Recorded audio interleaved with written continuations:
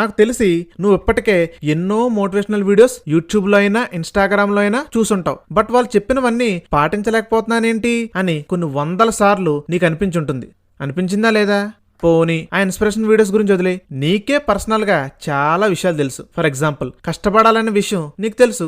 Discipline గా ఉంటే నీ డ్రీమ్ రీచ్ అయిపోతావని నీకు తెలుసు. ఎర్లీ మార్నింగ్ లెగిస్తే డే మొత్తం ప్రొడక్టివ్ గా ఉంటావని నీకు తెలుసు. ఈ ఫోన్ ఒక్కటి వాడకుండా ఉంటే నీ లైఫ్ సగం సెట్ అయిపోద్దని నీకు తెలుసు. అండ్ ఫైనల్ గా చెప్పాలంటే 6 months సరిగ్గా ఫోకస్ పెడితే నీ లైఫ్ ని నువ్వే చేంజ్ చేసుకోవచ్చు అనే విషయం కూడా నీకు తెలుసు. ఇన్ని విషయాలు తెలిసినా సరే నేను రోజు ఎందుకు మోటివేటెడ్ గా ఉండలేకపోతున్నాను, గోల్ మీద కసి లేక ఎందుకు ఆగిపోతున్నాను?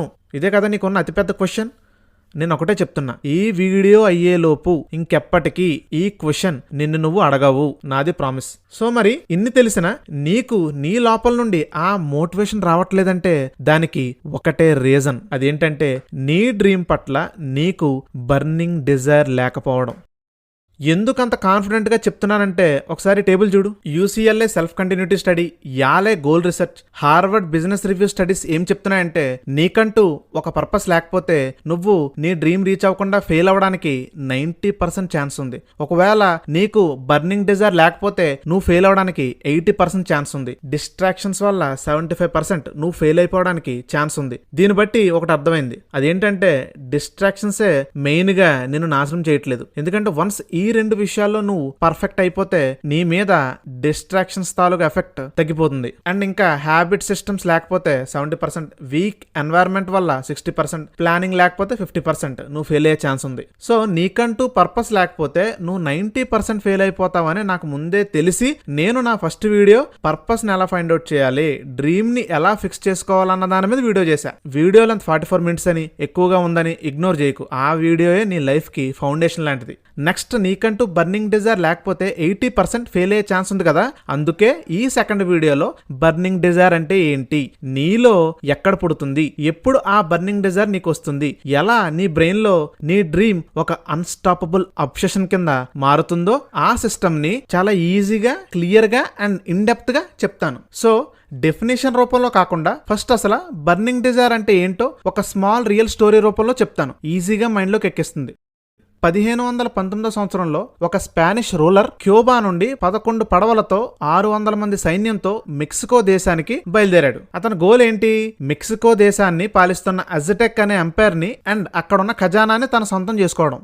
ఆక్రమించేద్దామని బాగానే వెళ్తున్నారు కానీ ప్రతి ఒక్కరిలో ఒక రకమైన భయం మొదలైంది. టాప్ నేవీ ఫైటర్ నుండి కింద నార్మల్ ఫైటర్ వరకు కూడా కంగారు ముంచుకొస్తుంది. ఎందుకంటే అజ్టెక్ ఎంపైర్ మామూలు సామ్రాజ్యం ఏం కాదు, వీళ్ళకంటే అక్కడ చాలా అంటే చాలా ఎక్కువ సైన్యం ఉంది. ఇలా ఆలోచించి భయపడే లోపే 11 పడవలు కూడా తీరానికి చేరాయి. ఆ 600 మంది సోల్జర్స్ కిందకి దిగి యుద్ధం చేయడానికి నుంచున్నారు కానీ శత్రు సైన్యం చూసి ఆ మొత్తం 600 మంది సైనికుల్లో ఉన్న ప్రతి ఒక్కరు కూడా వెనక్కి వెళ్ళిపోవడానికి సిద్ధంగా ఉన్నారు. కానీ ఒక్కడు తప్ప.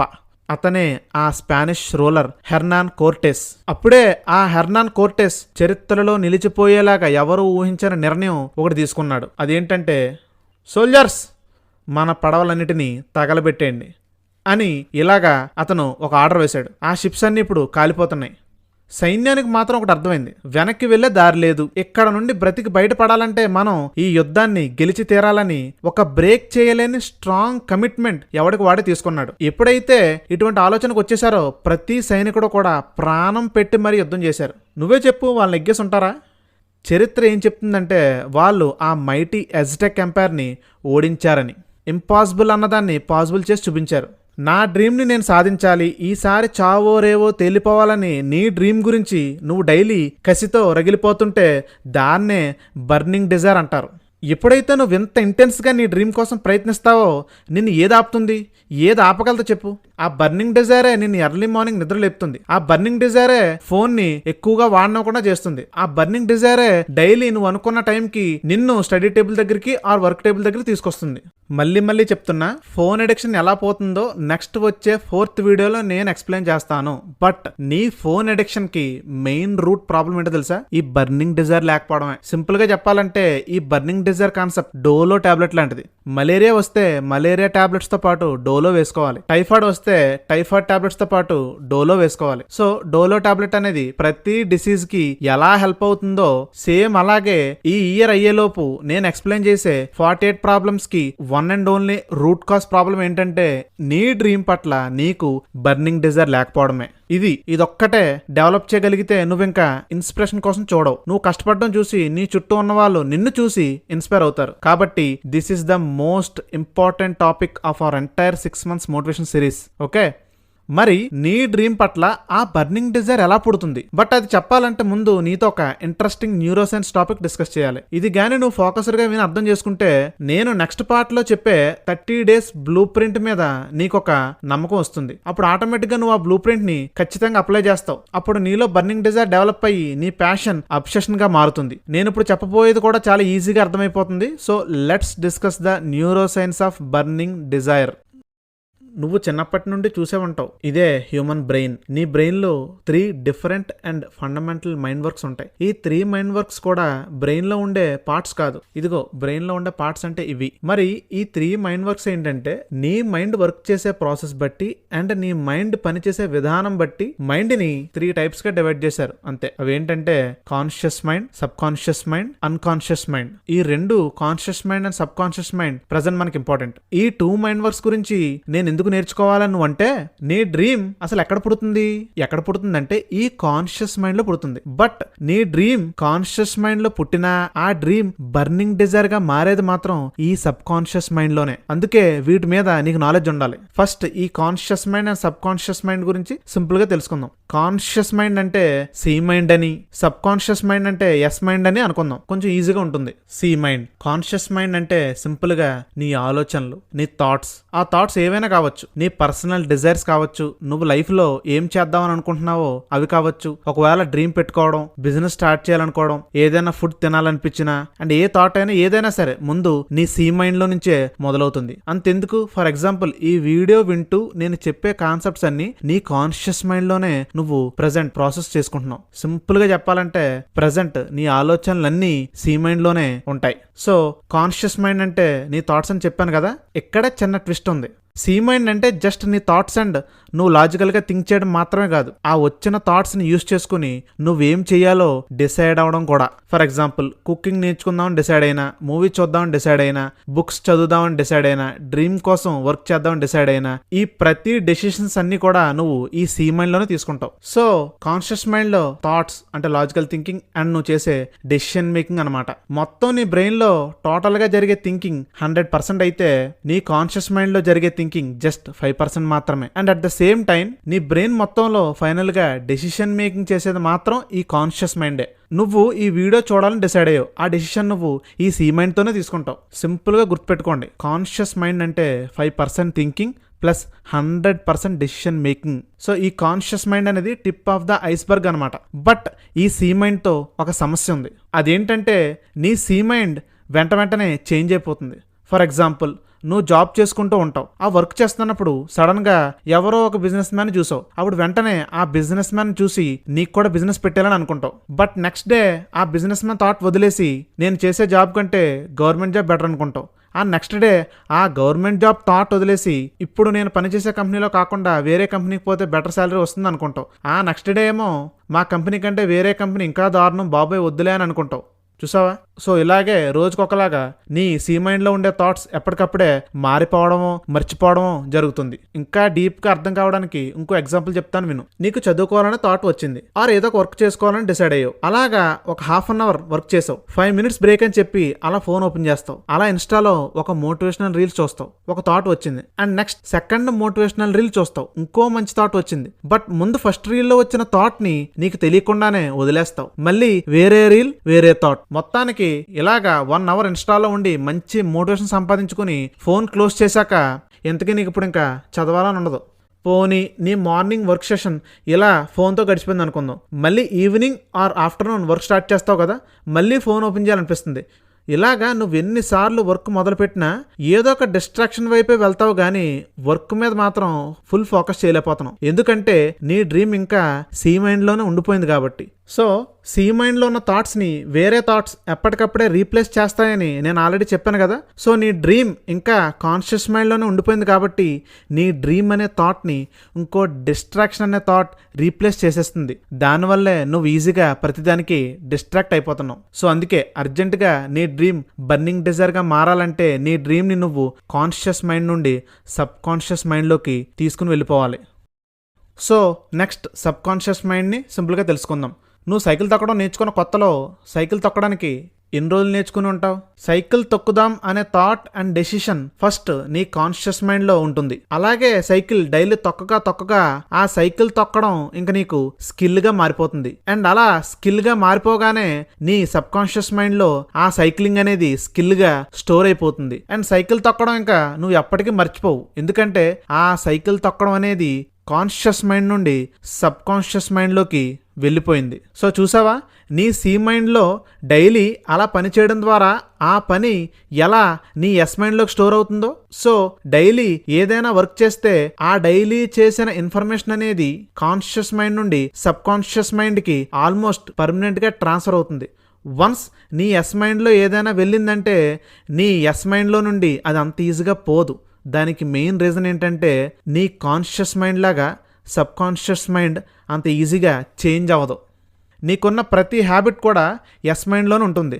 నీ హ్యాబిట్ ఏదైనా సరే నువ్వు అది డైలీ చేస్తున్నావు అంటే దానికి ఎస్ మైండే కారణం. నువ్వు ఏదైనా చేయగా అది జాయిగా హ్యాబిట్లా మారిపోయి సబ్ కాన్షియస్ మైండ్లోకి వెళ్ళిపోతుంది. అందుకే నీ డ్రీమ్ నీ హ్యాబిట్ లాగా మార్చుకోగలిగితే నీ డ్రీమ్ సబ్ కాన్షియస్ మైండ్లో స్టోర్ అవుతుంది. అప్పుడు నీ డ్రీమ్ని అంత ఈజీగా డిస్ట్రాక్ట్ చేయలేము. మన 30 days బ్లూ ప్రింట్లో మెయిన్గా మనం ఇదే చేయబోతున్నాం, నీ డ్రీమ్ని హ్యాబిట్గా మార్చడం. ఓకే, ఇంకా నీ సబ్ కాన్షియస్లోనే నీ కోర్ ఎమోషన్స్, నీ భయాలు, ఆల్రెడీ ఉన్న నమ్మకాలు, నీ లైఫ్ ఎక్స్పీరియన్సెస్ అన్నీ ఈ సబ్ కాన్షియస్ మైండ్లోనే స్టోర్ అవుతాయి. సో ఇప్పటి వరకు ఇన్ఫర్మేషన్ అనేది కాన్షియస్ నుండి సబ్ కాన్షియస్ మైండ్లోకి వెళ్ళడం మనం చూసాం. అండ్ ఎక్కడి నుండే అసలైన సినిమా స్టార్ట్ అయింది. చాలా జాగ్రత్తగా విను. సో ఇప్పుడు ఏమవుతుంది, నీ సబ్ కాన్షియస్ మైండ్లో నువ్వు పంపిన ఇన్ఫర్మేషనే మళ్ళీ రివర్స్లో కాన్షియస్ మైండ్లో తీసుకున్న డెసిషన్స్ని ఇన్ఫ్లుయెన్స్ చేయడం స్టార్ట్ చేస్తుంది. ఫర్ ఎగ్జాంపుల్, నీకు డైలీ బేగా పడుకోవడం అలవాటు, అది నీ హ్యాబిట్. సో నేను ఆల్రెడీ చెప్పిన ప్రకారం హ్యాబిట్స్ అనేవి సబ్ కాన్షియస్ మైండ్లో స్టోర్ అవుతాయి. కాబట్టి ఎర్లీగా పడుకునే హ్యాబిట్ కూడా సబ్ కాన్షియస్ మైండ్లో స్టోర్ అయింది. సో నైట్ పడుకునే ముందు సరదాగా ఫోన్ చూద్దాం డిసైడ్ అయ్యావు. సో ఏ డెసిషన్ అయినా కాన్షియస్ మైండ్తోనే నువ్వు తీసుకుంటావు కదా. సో ఫోన్ నీకు చూడాలనిపించింది, బట్ ఫోన్ చూడాలని నీకు అనిపించినా నువ్వు ఫోన్ చూడవు, ఎర్లీగా పడుకుంటూ పోతావు. ఎందుకంటే నీ సబ్ కాన్షియస్ మైండ్లో ఉన్న ఎర్లీగా పడుకునే హ్యాబిట్ నీ కాన్షియస్ మైండ్తో నువ్వు ఫోన్ చూడాలని తీసుకున్న డెసిషన్ని ఇన్ఫ్లుయెన్స్ చేస్తుంది. సో ఇప్పుడు చూడు, నీ సబ్ కాన్షియస్ మైండ్ నీ కాన్షియస్ మైండ్ తీసుకునే డెసిషన్స్ని ఎలా మారుస్తుందో. ఇంకో ఎగ్జాంపుల్ చూద్దాం. నువ్వు నీ బెస్ట్ ఫ్రెండ్కి చాలా హెల్ప్ చేసావు. ఈ రోజు నీకంటూ కష్టం వచ్చింది, కానీ నీ బెస్ట్ ఫ్రెండ్ తిరిగి నీకు హెల్ప్ చేయలేదు. నీకెందుకో చాలా మోసపోయిన ఫీలింగ్ వచ్చింది, చాలా ఎమోషనల్గా ఫీల్ అయ్యావు. అలా చాలా ఎక్కువ కాలం ఫీల్ అయ్యేసరికి ఆ మోసపోయిన ఫీలింగ్ నీ సబ్ కాన్షియస్ మైండ్లో నాటుకుని పోయింది. రేపన్న రోజు ఎవడన్నా నిన్ను హెల్ప్ అడిగితే నీ కాన్షియస్ మైండ్ ఆలోచిస్తుంది, ఒక డెసిషన్ తీసుకోవాలి కదా, హెల్ప్ చేయాలా వద్దా అని. బట్ ఇంతలో ఆల్రెడీ నీ సబ్ కాన్షియస్ మైండ్లో ఉన్న ఆ మోసపోయిన ఫీలింగ్ ఉంది చూడు, వెంటనే నీ కాన్షియస్ మైండ్కి హెల్ప్ చేయొద్దని చెప్తుంది. సో నువ్వు హెల్ప్ చేయకూడదని డెసిషన్ తీసుకుంటావు. దీన్ని బట్టి 2 things మనకు తెలిసాయి. అదేంటంటే, ఒకటి, కాన్షియస్ మైండ్ ని డైలీ రిపీటెడ్ గా ట్రైన్ చేస్తే ఒక వర్క్ ని హ్యాబిట్ గా సబ్ కాన్షియస్ మైండ్ లో స్టోర్ చేసుకోవచ్చు. అండ్ రెండోది ఏంటంటే, వన్స్ అలా సబ్ కాన్షియస్ మైండ్ లో హ్యాబిట్స్ గా మారిపోయినవన్నీ కూడా తిరిగి రివర్స్ లో కాన్షియస్ మైండ్ లో నువ్వు తీసుకున్న ప్రతి డెసిషన్ ని ఇన్ఫ్లుయెన్స్ చేస్తుంది. సో నీ డ్రీమ్ కూడా సేమ్ ఇదే అప్లై అవుతుంది. వన్స్ నీ డ్రీమ్ గానీ హ్యాబిట్ గా మారిపోతే అది ఎస్ మైండ్ లో స్టోర్ అవుతుంది. అప్పుడు నువ్వు సి మైండ్ తో ఫోన్ చూద్దామనే డెసిషన్ తీసుకున్న వెంటనే నీ సబ్ కాన్షియస్ లో ఉన్న నీ డ్రీమ్ నిన్ను ఫోన్ చూడకుండా ఆపడానికి ట్రై చేస్తుంది, నిన్ను మళ్ళీ వర్క్ లో కూర్చోబెడుతుంది. సో మరి డ్రీమ్ అనేది సబ్ కాన్షియస్ మైండ్లోకి ఎలా వెళ్తుంది? సో నీ డ్రీమ్ సబ్ కాన్షియస్ మైండ్లోకి వెళ్ళేలాగా నీ కాన్షియస్ మైండ్కి ట్రైనింగ్ ఇవ్వచ్చు. అండ్ అదే మన 30 days blueprint. So welcome to subconscious reprogramming. ఈ సబ్ కాన్షియస్ రీప్రోగ్రామింగ్లో 3 tools auto suggestion, visualisation and manifestation use చేస్తే కాన్షియస్ మైండ్లో ఉన్న నీ డ్రీమ్ నీ సబ్ కాన్షియస్ మైండ్లో ఒక హ్యాబిట్గా మారుతుంది. అంటే నీ డ్రీమ్ బర్నింగ్ డిజైర్లా మారబోతుంది. వీడియో ఎండ్ చేసే ముందు మోస్ట్ ఇంపార్టెంట్ లాజిక్ కూడా వినండి. ఇప్పుడు ఈ రీప్రోగ్రామింగ్ మెథడ్ యూస్ చేస్తే 100% నీకు మోటివేషన్ వస్తుంది. నీకు ఫుల్గా బర్నింగ్ డిజైర్ వచ్చి నీ డ్రీమ్ కోసం 100% కష్టపడతావు. బట్ మరి ఈ సబ్ కాన్షియస్ రీప్రోగ్రామింగ్ మెథడ్ చెయ్యాలంటే నీలో ఆల్రెడీ ఎంతో కొంత మోటివేషన్ ఉండాలి కదా. ఉంటేనే కదా నువ్వు ఈ సబ్ కాన్షియస్ రీప్రోగ్రామింగ్ మెథడ్ ని డైలీ ఫాలో అవుతావు. ఆ రీప్రోగ్రామింగ్ మెథడ్ ఫాలో అయ్యాక అది ఫాలో అయిన తర్వాత ఎలాగో నీకు మోటివేషన్ వస్తుంది. బట్ ఆ రీప్రోగ్రామ్ మెథడ్ ముందు ప్రాక్టీస్ చేయడానికి నీకంటూ ఆల్రెడీ 1% మోటివేషన్ నీ లోపల ఉండాలి. మరి ఆ 1% మోటివేషన్ ఎలా వస్తుంది? నువ్వు ఎందుకు నీ డ్రీమ్ని సాధించాలనుకుంటున్నావో ఆ పర్పస్ ఏంటో నీకు తెలిస్తే ఆ పర్పస్ నుండి ఆ 1% మోటివేషన్ వస్తుంది. అప్పుడు నువ్వు వెంటనే ఈ సబ్ కాన్షియస్ రీప్రోగ్రామింగ్ చేస్తావు. అప్పుడు ఆటోమేటిక్గా నీ డ్రీమ్ సాధించాలి అని కసితో నువ్వు డ్రీమ్ వైపు పరిగెడతావు. సో మరి నీ లైఫ్లో పర్పస్ ఏంటో తెలియాలంటే ఈ ఫస్ట్ వీడియో చూడు. ఆ 1% మోటివేషన్ నీకు వస్తుంది.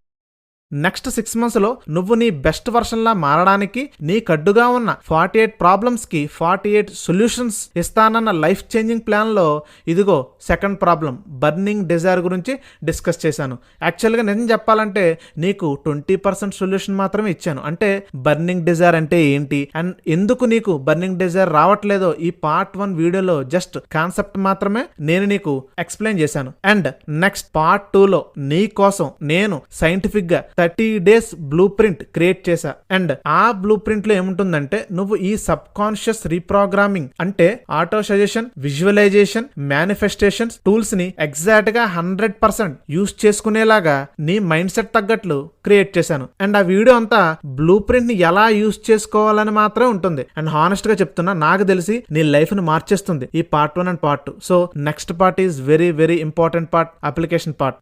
సో ఈ 6 months ప్లాన్ కోసం తెలుసుకోవాలంటే స్టార్టింగ్లో 5 minutes 35 seconds ట్రయల్ రూట్ ఉంటుంది. ఆ వీడియో చూసి నీ లైఫ్ని తిరిగి సెట్ చేసుకోవాలనుకుంటే ఈ 6 months ఛాలెంజ్లో జాయిన్ అవ్వడానికి ట్రై చేయు. జస్ట్ సబ్స్క్రైబ్ చేసి నోటిఫికేషన్ బెల్ ఆన్ చేయు. Thank you my dear brothers and sisters. See you in the next part.